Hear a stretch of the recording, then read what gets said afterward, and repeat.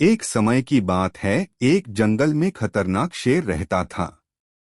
एक बार जंगल में शेर ने शिकार करने का बहुत प्रयास किया, किंतु उसे सफलता नहीं मिली। शिकार की तलाश में शेर को शाम हो गई, ठंडी का मौसम था। शेर ने सोचा कहीं किसी पास की गुफा में आराम किया जाए। तभी शेर को सामने एक गुफा दिखलाई दी। शेर गुफा के अंदर चला गया। शेर ने सोचा अवश्य ही है, यह गुफा किसी जानवर की होगी और वह शाम को इसमें वापस आएगा तो मैं उसी का शिकार कर अपना पेट भर लूंगा। वह गुफा एक लोमड़ी की थी। शाम होते ही लोमड़ी अपनी गुफा में वापस लौटी। तभी उसे गुफा के सामने शेर के पंजों के निशान दिखलाई दिए।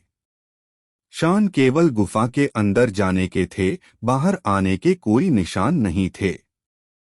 लोमड़ी बहुत चालाक थी। चालाक लोमड़ी को लगा कि अवश्य ही मेरी गुफा में कोई शेर चला गया है। अगर मैं गुफा में जाऊंगी तो वह मुझे आ जाएगा।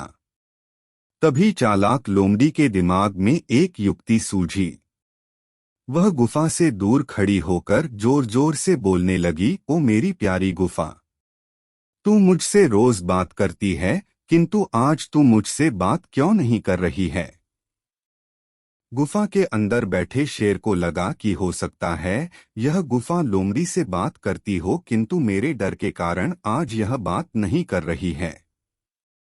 तभी दोबारा लोमड़ी बोली, मेरी गुफा, तू मुझसे बात क्यों नहीं कर रही है। अगर तू मुझसे बात नहीं करेगी तो मैं वापस चली जाऊंगी। लोमड़ी की इस प्रकार की बात सुनकर शेर को लगा कि अगर गुफा नहीं बोली तो लोमड़ी वापस चली जाएगी। इसलिए शेर आवाज बदलकर बोला, अरे मेरी प्यारी सहेली, मैं कब से तुम्हारा ही इंतजार कर रही हूँ। तुम अंदर क्यों नहीं आ रही हो।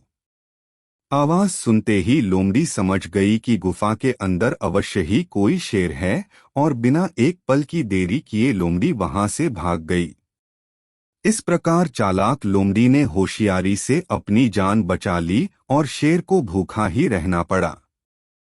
शिक्षा। चालाक लोमड़ी और शेर की कहानी से हमें शिक्षा मिलती है कि अपनी होशियारी से आने वाली बड़ी से बड़ी मुसीबत को भी टाला जा सकता है।